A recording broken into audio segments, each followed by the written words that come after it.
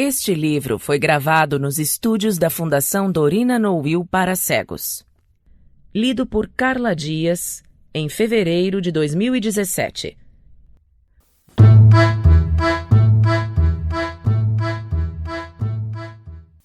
Umas férias. Autor: Machado de Assis. Umas férias foi publicado originalmente em Relíquias da Casa Velha, 1906. Vieram dizer ao mestre escola que alguém lhe queria falar. Quem é? Diz que meu senhor não o conhece, respondeu o preto. Que entre. Houve um movimento geral de cabeças na direção da porta do corredor, por onde devia entrar a pessoa desconhecida. Éramos não sei quantos meninos na escola. Não tardou que aparecesse uma figura rude, tez queimada, cabelos compridos, sem sinal de pente, a roupa amarrotada, não me lembra bem a cor nem a fazenda, mas provavelmente era brim pardo. Todos ficaram esperando o que vinha dizer o homem, eu mais que ninguém, porque ele era meu tio, roceiro, morador em Guaratiba. Chamava-se tio Zeca. Tio Zeca foi ao mestre e falou-lhe baixo. O mestre fê-lo sentar, olhou para mim e creio que lhe perguntou alguma coisa, porque tio Zeca entrou a falar demorado, muito explicativo. O mestre insistiu, ele respondeu, até que o mestre, voltando-se para mim, disse alto. Senhor José Martins, pode sair. A minha sensação de prazer foi tal que venceu a de espanto. Tinha 10 anos apenas. Gostava de folgar, não gostava de aprender. Um chamado de casa, o próprio tio, irmão de meu pai, que chegara na véspera de Guaratiba, era naturalmente alguma festa, passeio, qualquer coisa. Corri a buscar o chapéu, meti o livro de leitura no bolso e desci as escadas da escola, um sobradinho da Rua do Senado. No corredor beijei a mão a tio Zeca. Na rua fui andando ao pé dele, amiudando os passos e levantando a cara. Ele não me dizia nada, eu não me atrevia a nenhuma pergunta. Pouco depois, chegávamos ao colégio de minha irmã Felícia. Disse-me que esperasse. Entrou, subiu, desceram e fomos os 3 caminho de casa. A minha alegria agora era maior. Certamente havia festa em casa, pois que íamos os 2, ela e eu. Íamos na frente, trocando as nossas perguntas e conjeturas. Talvez anos de tio Zeca. Voltei a cara para ele. Vinha com os olhos no chão, provavelmente para não cair. Fomos andando. Felícia era mais velha que eu 1 ano. Calçava sapato raso, atado ao peito do pé por 2 fitas cruzadas, vindo acabar acima do tornozelo com laço. Eu, botins de cordovão, já gastos. As calcinhas dela pegavam com a fita dos sapatos. As minhas calças, largas, caíam sobre o peito do pé. Eram de chita. Uma ou outra vez, parávamos. Ela para admirar as bonecas à porta dos armarinhos. Eu para ver, à porta das vendas, algum papagaio que descia e subia pela corrente de ferro atada ao pé. Geralmente era meu conhecido, mas papagaio não cansa em tal idade. Tio Zeca é que nos tirava do espetáculo industrial ou natural. Andem, dizia ele em voz sumida. E nós andávamos, até que outra curiosidade nos fazia deter o passo. Entretanto, o principal era a festa que nos esperava em casa. Não creio que sejam anos do tio Zeca, disse-me Felícia. Por quê? Parece meio triste. Triste não, parece carrancudo. Ou carrancudo. Quem faz anos tem a cara alegre. Então serão anos de meu padrinho. Ou de minha madrinha. Mas por que é que mamãe nos mandou para a escola? Talvez não soubesse. Há de haver jantar grande. Com doce. Talvez dancemos. Fizemos um acordo. Podia ser festa sem aniversário de ninguém. A sorte grande, por exemplo. Ocorreu-me também que podiam ser eleições. Meu padrinho era candidato a vereador. Embora eu não soubesse bem o que era candidatura nem vereação, tanto ouvira falar em vitória próxima que a achei certa e ganha. Não sabia que a eleição era ao domingo e o dia era sexta-feira. Imaginei bandas de música, vivas e palmas, e nós, meninos, pulando, rindo, comendo cocadas. Talvez houvesse espetáculo à noite. Fiquei meio tonto. Tinha ido uma vez ao teatro e voltei dormindo, mas no dia seguinte estava tão contente que morria por lá tornar, posto não houvesse entendido nada do que ouvira. Vira muita coisa, isto sim, cadeiras ricas, tronos, lanças compridas, cenas que mudavam a vista, passando de uma sala a um bosque e do bosque a uma rua. Depois, os personagens, todos príncipes. Era assim que chamávamos aos que vestiam calção de seda, sapato de fivela ou botas, espada, capa de veludo, gorra com pluma. Também houve bailado. As bailarinas e os bailarinos falavam com os pés e as mãos, trocando de posição e um sorriso constante na boca. Depois os gritos do público e as palmas. Já 2 vezes escrevi palmas. É que as conhecia bem. Felícia, a quem comuniquei a possibilidade do espetáculo, não me pareceu gostar muito, mas também não recusou nada. Iria ao teatro. E quem sabe se não seria em casa teatrinho de bonecos? Íamos nessas conjecturas, quando o tio Zeca nos disse que esperássemos. Tinha parado a conversar com um sujeito. Paramos, à espera. A ideia da festa, qualquer que fosse, continuou a agitar-nos, mais a mim que a ela. Imaginei 30.000 coisas, sem acabar nenhuma, tão precipitadas vinham, e tão confusas que não as distinguia, pode ser até que se repetissem. Felícia chamou a minha atenção para 2 moleques de carapuça encarnada, que passavam carregando canas. O que nos lembrou as noites de Santo Antônio e São João, já lá idas. Então falei-lhe das fogueiras do nosso quintal, das bichas que queimamos, das rodinhas, das pistolas e das danças com outros meninos. Se houvesse agora a mesma coisa... lembrou-me que era ocasião de deitar à fogueira o livro da escola, e o dela também, com os pontos de costura que estava aprendendo. Isso não, acudiu Felícia. Eu queimava o meu livro. Papai comprava outro. Enquanto comprasse, eu ficava brincando em casa. Aprender é muito aborrecido. Nisto estávamos, quando vimos o tio Zeca e o desconhecido ao pé de nós. O desconhecido pegou-nos nos queixos e levantou-nos a cara para ele. Fitou-nos com seriedade, deixou-nos e despediu-se. 9 horas? Lá estarei. Disse ele. Vamos. Disse-nos tio Zeca. Quis perguntar-lhe quem era aquele homem, e até me pareceu conhecê-lo vagamente. Felícia também. Nenhum de nós acertava com a pessoa, mas a promessa de lá estar às 9 horas dominou o resto. Era festa, algum baile, conquanto às 9 horas costumássemos ir para a cama. Naturalmente, por exceção, estaríamos acordados. Como chegássemos a um rego de lama, peguei da mão de Felícia e transpusemo-lo de um salto, tão violento que quase me caiu o livro. Olhei para tio Zeca, a ver o efeito do gesto. Vi-o abanar a cabeça com reprovação. Ri, ela sorriu, e fomos pela calçada adiante. Era o dia dos desconhecidos. Desta vez estavam em burros, e um dos 2 era mulher. Vinham da roça.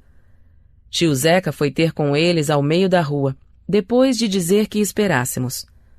Os animais pararam, creio que de si mesmos, por também conhecerem a tio Zeca, ideia que Felícia reprovou com um gesto e que eu defendi rindo. Teria apenas meia convicção. Tudo era folgar. Fosse como fosse, esperamos os 2, examinando o casal de roceiros. Eram ambos magros, a mulher mais que o marido, e também mais moça. Ele tinha os cabelos grisalhos. Não ouvimos o que disseram, ele e tio Zeca. Vimo-lo sim, o marido olhar para nós com ar de curiosidade e falar à mulher, que também nos deitou os olhos, agora com pena, ou coisa parecida. Enfim, apartaram-se.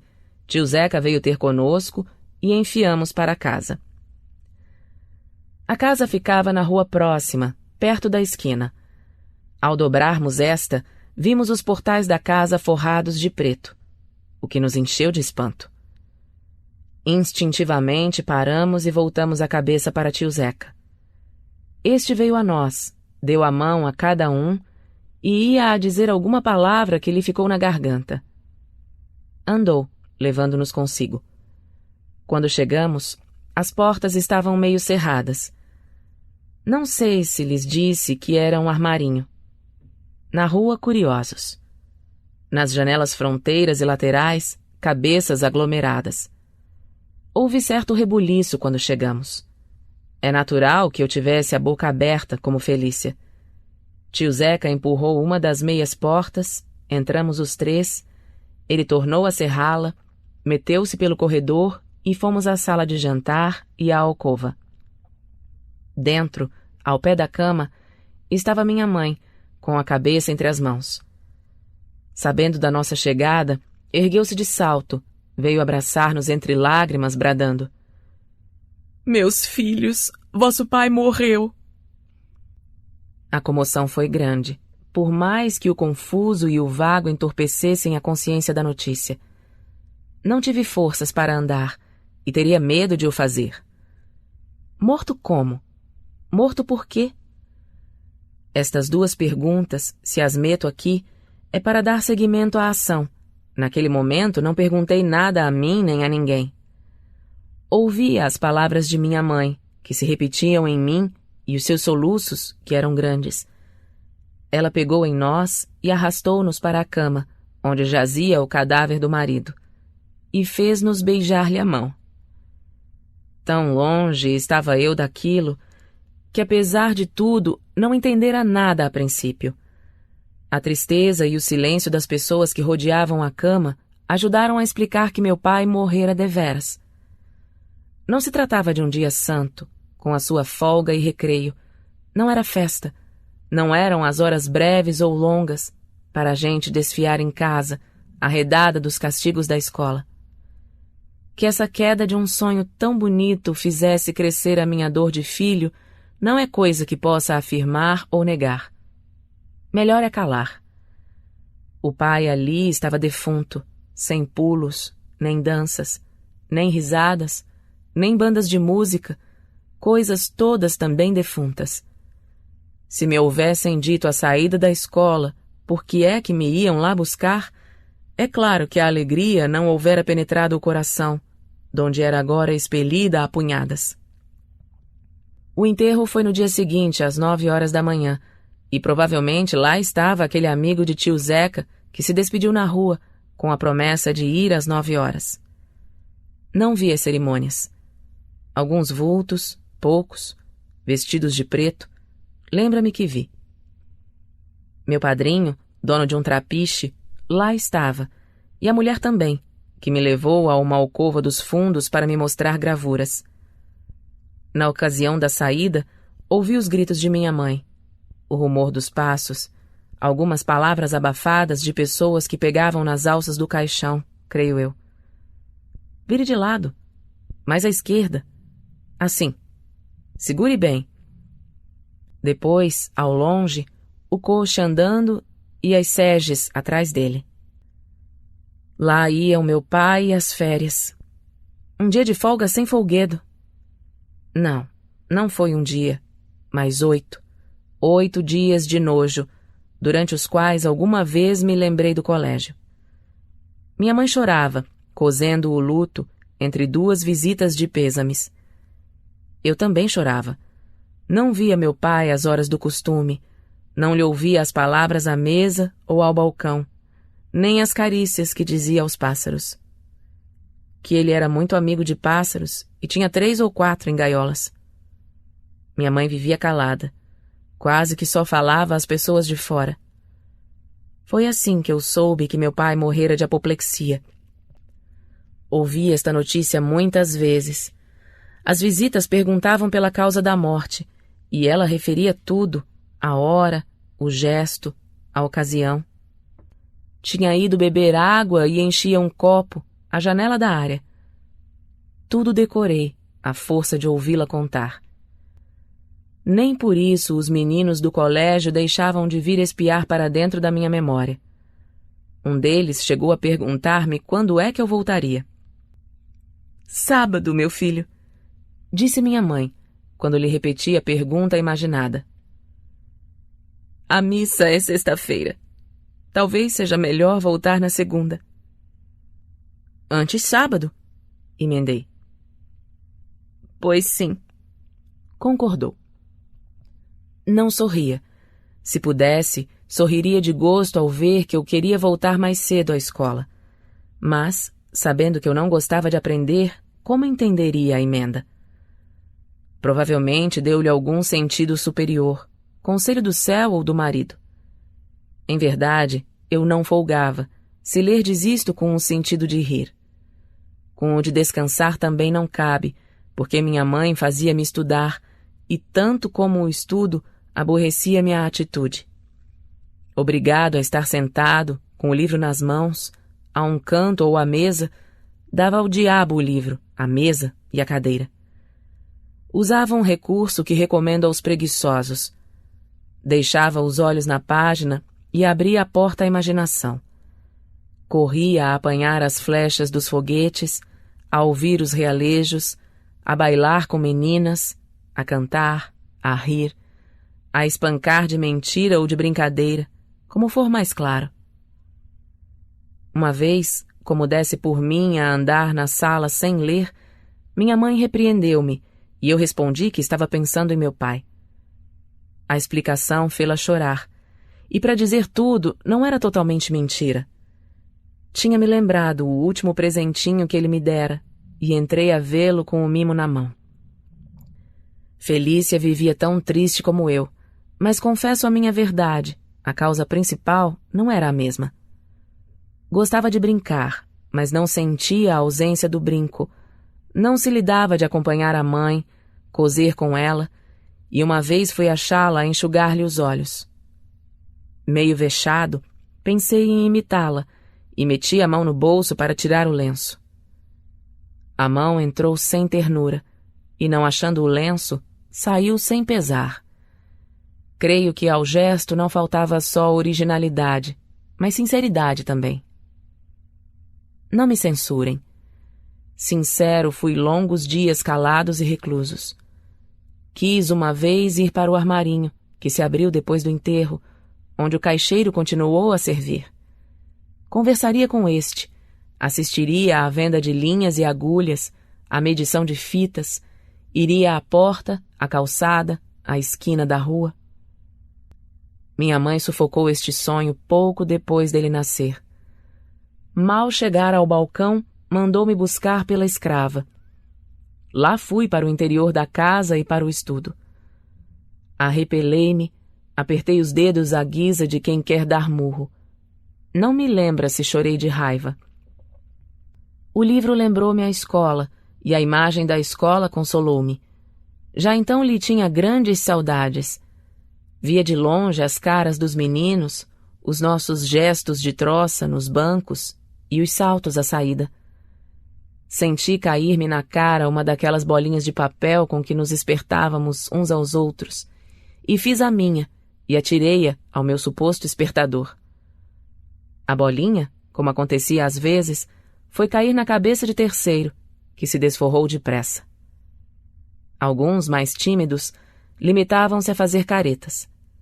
Não era folguedo franco, mas já me valia por ele. Aquele degredo que eu deixei tão alegremente com tio Zeca parecia-me agora um céu remoto, e tinha medo de o perder. Nenhuma festa em casa, poucas palavras, raro movimento. Foi por esse tempo que eu desenhei a lápis maior número de gatos nas margens do livro de leitura. Gatos e porcos. Não alegrava, mas distraía. A missa do 7º dia restituiu-me à rua. No sábado não fui à escola. Fui à casa de meu padrinho, onde pude falar um pouco mais, e no domingo estive à porta da loja. Não era alegria completa.